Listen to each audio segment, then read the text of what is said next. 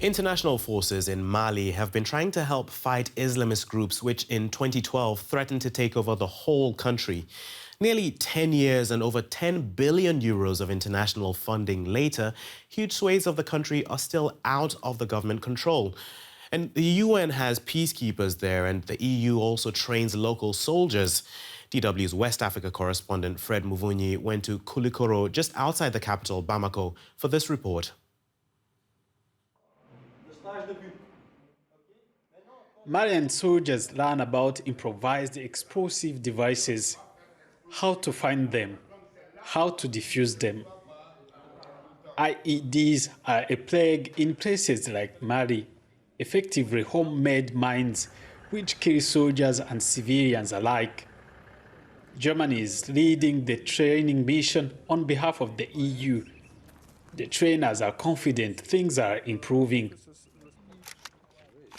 The Europeans may be able to give Malians Western technical know-how, but Malian forces still operate firmly in an autocratic environment. We wanted to hear from a Malian soldier, but a local commander told us this was absolutely forbidden. We understood that a soldier could be physically harmed if they were to break ranks and talk to the media. International forces like these have been here in Mali for years, trying to help the government fight jihadist groups.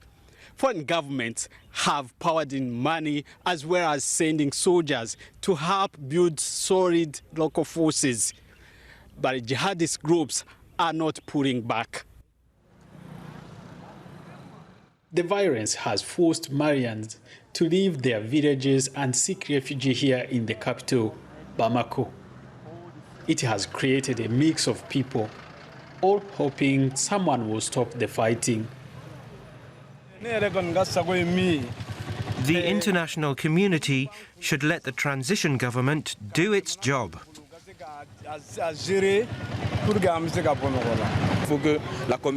We need the international community to extend its support so that we get out of this crisis.